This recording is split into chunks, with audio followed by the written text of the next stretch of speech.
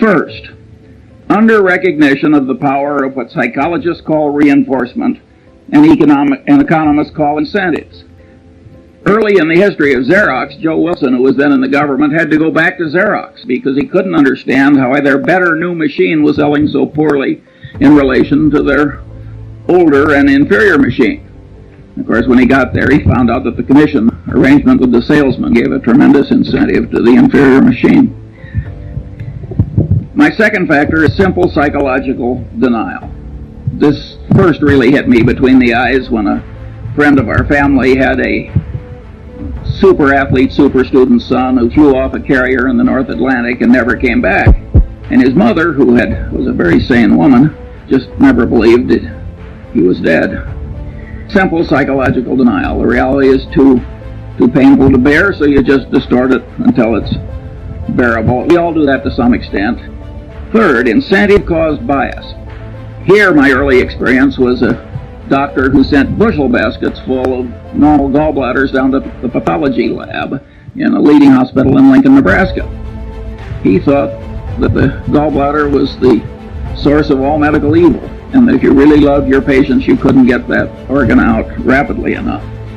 Now, that's an extreme case, but in lesser strength, it's present in every profession and in every human being. If you take sales presentations of brokers of commercial real estate and businesses, I'm 70 years old. I've never seen one I thought was even within hailing distance of objective truth. Fourth, bias from consistency and commitment tendency.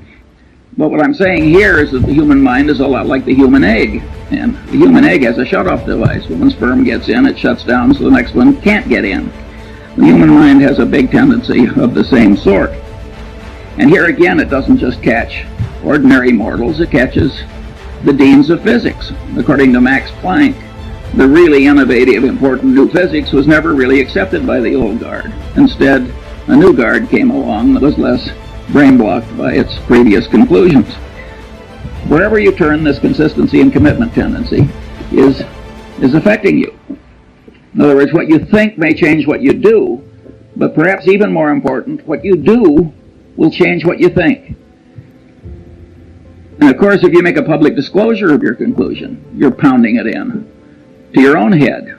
It's very important to not put your brain in chains too young by what you shout out.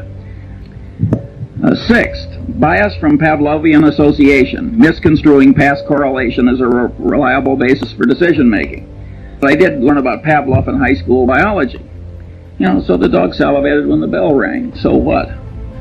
Well, the truth of the matter is that Pavlovian association is an enormously powerful psychological force in the daily life of all of us.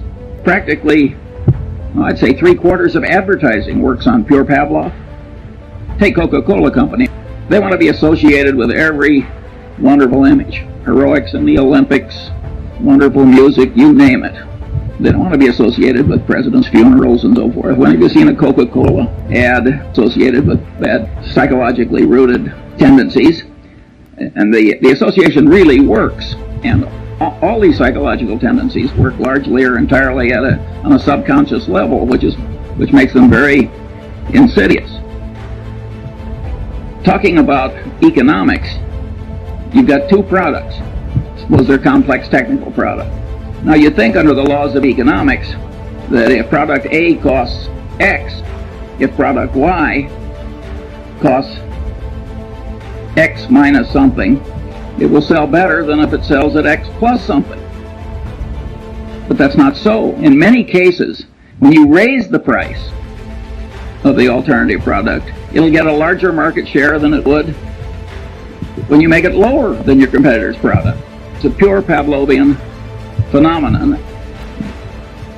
7, bias from reciprocation tendency, including the tendency of one in a role to act as other persons expect. Cialdini demonstrated this by running around a campus, and he asked people to take juvenile delinquents to the zoo. And it was a campus, and so 1 in 6 actually agreed to do it. And And after he'd accumulated the statistical output, he went around on the same campus and he asked other people, he said, gee, would you devote 2 afternoons a week to taking juvenile delinquents somewhere and suffering greatly yourself to help them? And there he got 100% of the people to say no. But after he'd made the first request, he backed off a little. He said, well, would you at least take them to the zoo one afternoon? He raised the compliance rate from 1/3 to 1/2. He got 3 times the success by just going through the little ask for a lot and back off. Now, the human mind on a subconscious level can be manipulated that way, and you don't know it. Well, I always use the phrase, you're like a one-legged man in an ass-kicking contest. 8. Bias from over-influence by social proof, that is, the conclusions of others. And here, one of the cases the psychologist used is Kitty Genovese, where all these people, I don't know, 50, 60, 70 of them just sort of sat and did nothing while she was slowly murdered.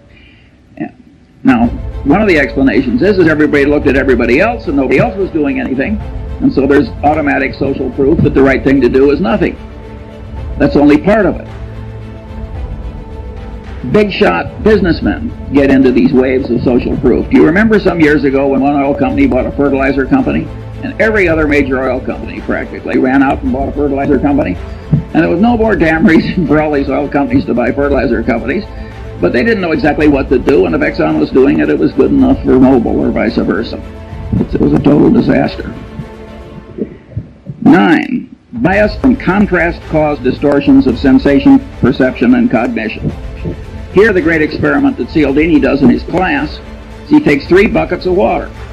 One's hot, one's cold, and one's room temperature. He has the student stick his left hand in the hot water and his right hand in the cold water. Then he has them remove the hands and put them both in the room temperature bucket. And of course, with both hands in the same bucket of water, one seems hot and the other seems cold, because the sensation apparatus of man is over-influenced by contrast. It has no absolute scale. It takes a certain percentage change before it's noticed. Maybe you've had a magician remove your watch. I certainly have, without your noticing it. It's the same thing. Cialdini cites the case of the real estate broker, and you got the rube that's been transferred into your town, and the first thing you do is you take the rube out to the 2 of the most awful overpriced houses you've ever seen. And then you take the rube to some moderately overpriced house, and then you stick them.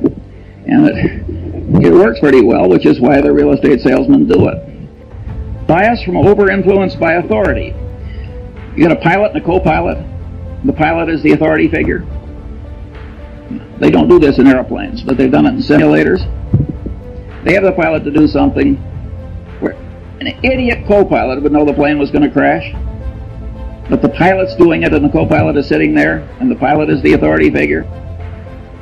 25% of the time the plane crashes. 11. Bias from deprival super-reaction syndrome, including bias caused by present or threatened scarcity, including threatened removal of something almost possessed but never possessed. Here I took the Munger dog. Lovely, harmless dog. The only way to get that dog to bite you was to try and take something out of its mouth after it was already there. Human version of that dog is there in all of us. Bias from envy, jealousy. Here again, you go through the psychology survey courses. You go to the index. Envy, jealousy. 1,000-page book. It's blank. There's some blind spots in academia, but it's an enormously powerful thing, and it operates to a considerable extent on a subconscious level. I've heard Warren say 6 times, it's not greed that drives the world, but envy.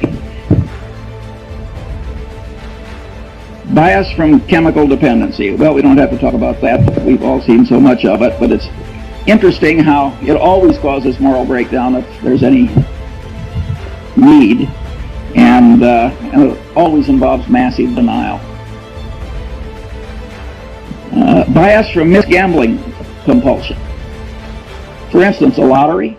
You have a lottery where you get your number by lot, and then somebody draws a number by lot. It gets lousy play.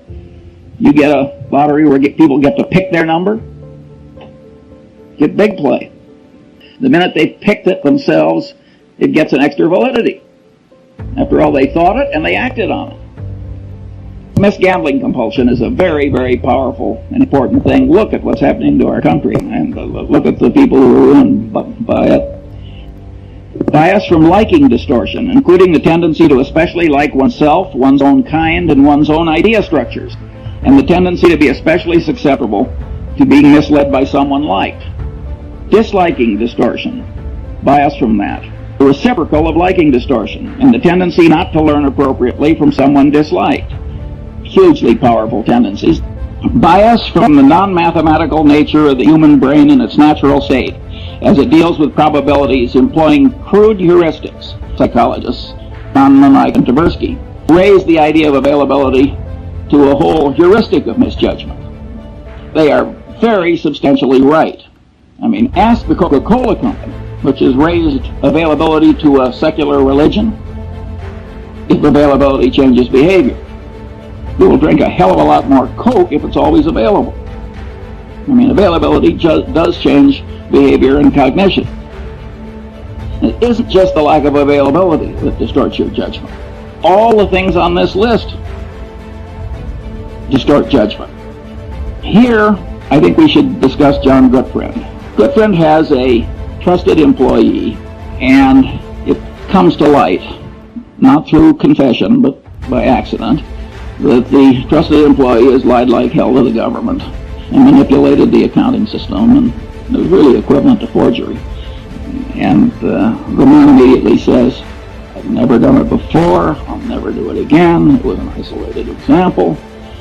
And you know the guy's wife, and he's right in front of you, and there's human sympathy, and he's sort of asking for your help. And so there are a lot of psychological forces at work, and at any rate, Gutfriend does not cashier the man. And of course, he had done it before, and he did do it again. And that simple decision destroyed John Gutfriend. We cashier them. It would be evil not to, because terrible behavior spreads. Now we come biased from over-influence by extra vivid evidence. I once bought 300 shares of a stock, and the guy called me back and said, I've got 1,500 more. I have seen a lot of vivid peculiarities in a long life, but this guy set a world record. I'm talking about the CEO, and I just misweighed it. The truth of the matter is his situation was foolproof. He was soon going to be dead. I turned down the extra 1,500 shares, and it's now cost me $30 million. And it wasn't something where stock was generally available. And so it's very easy to misweigh the vivid evidence. Mental confusion caused by information not arrayed in the mind in theory structures, creating sound generalizations developed in response to the question, why? Well, we all know people who flunk, and they try and memorize, and they try and spout back, and it just doesn't work. The brain doesn't work that way. You've got to array facts on theory structures answering the question, why? If you don't do that, you cannot handle the world. Other normal limitations of sensation, memory, cognition, and knowledge. Stress-induced mental changes. Here my favorite example is the great Pavlov. And he had all these dogs in cages which had all been conditioned into changed behaviors. And the great Leningrad flood came and just went right up, and the dog's in a cage. And the dog had as much stress as you can imagine a dog ever having. And the water receded in time to save some of the dogs, and Pavlov noted that they'd had a total reversal of their conditioned personality. Then we've got other common mental illnesses and declines, temporary and permanent. And then I've got mental and organizational confusion from say-something syndrome. And here my favorite thing is the honeybee. And the honeybee goes out and finds the nectar, and he comes back, he does a dance that communicates to the other bees where the nectar is, and they go out and get it. Well, some scientists decided to do an experiment. He put the nectar straight up, way up. Well, in a natural setting, there is no nectar way the hell straight up. And the poor honeybee doesn't have a genetic program that is adequate to handle what he now has to communicate. And you'd think the honeybee would come back to the hive and slink into a corner. But he doesn't. He comes into the hive and does this incoherent dance. And all my life I've been dealing with the human equivalent of that honeybee. 3, 4, 5 of these things work together and it turns human brains into mush. And I use that pattern to help me get through life. The final question is, if the thought system indicated by this list of psychological tendencies has great value not widely recognized and employed, what should the educational system do about it? I am not going to answer that one now. I like leaving a little mystery.